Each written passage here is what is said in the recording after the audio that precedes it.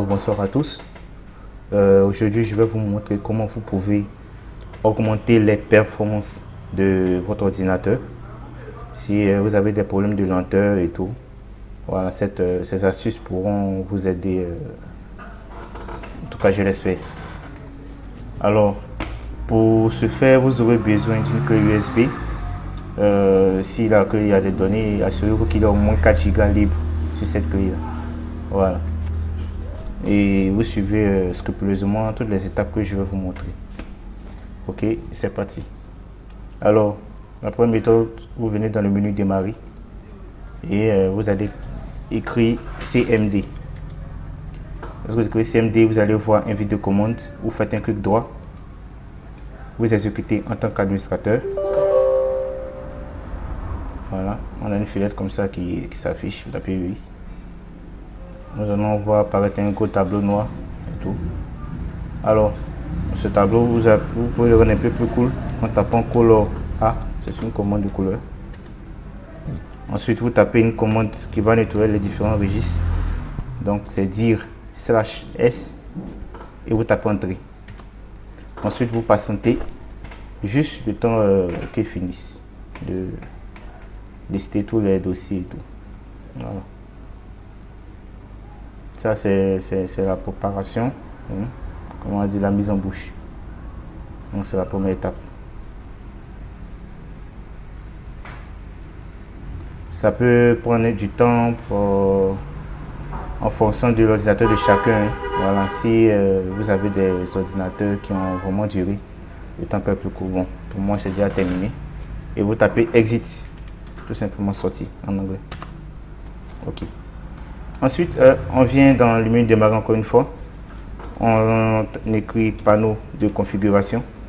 Voilà. On vient dans le panneau de configuration. Si pour vous, ça s'affiche par catégorie, vous pouvez revenir sur petite icône tout simplement. Vous cherchez système. Voilà. Cliquez sur système. Et là, vous allez cliquer sur paramètres système avancé. Très bien. Alors, lorsque nous sommes dans les paramètres système avancé, nous allons venir dans les performances.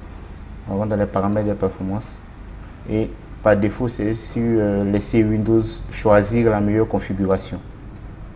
Ce que nous allons faire, nous allons venir sur paramètres personnalisés et là vous allez cliquer sur chaque case que je vais cocher et si je coche les cases, vous faites pareil. Voilà.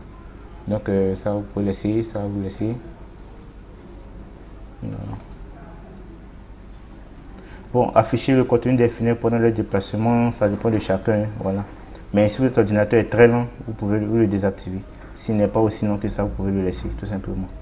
Voilà, ça ne gêne pas. Ça, on décoche tout ça, voilà. Toutes les animations seront...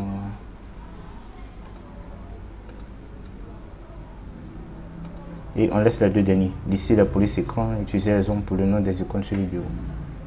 Et on fait appliquer. Cool. Ensuite, on vient dans avancer. Dans avancer, nous allons travailler sur les performances des applications. Nous venons sur modifier. Alors, dans modifier, par défaut, c'est écrit ici, c'est coché gestion automatique du fichier d'échange. Vous le décochez. Et vous venez sur taille personnalisée. Là, vous allez mettre exactement la taille recommandée par Windows. Ici, il y a 1893, donc c'est déjà écrit, mais voilà, pour le tuto. Vous écrivez 1893 en initial et en maximal. Ensuite, vous faites définir et vous appuyez OK. OK. Voilà. C'est bon. Ensuite, vous venez dans votre ordinateur. Vous venez sur votre clé USB. Moi, ici, ma clé s'appelle compte boot. Vous faites un clic droit.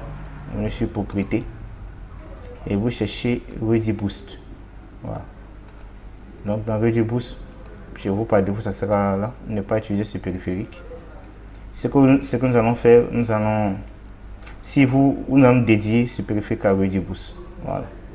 Pour plus de performance. Donc là, ce qu'on fait, c'est quoi?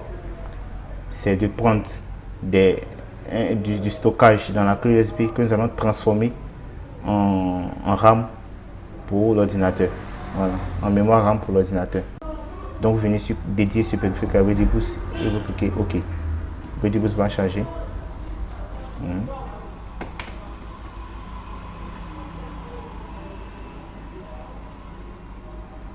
OK. Une fois que c'est bon, lorsque vous ouvrez, que vous allez voir, voilà, Ready Boost.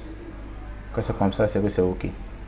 Et là, vous pouvez redémarrer l'ordinateur tout simplement. Voilà, sans enlever la clé.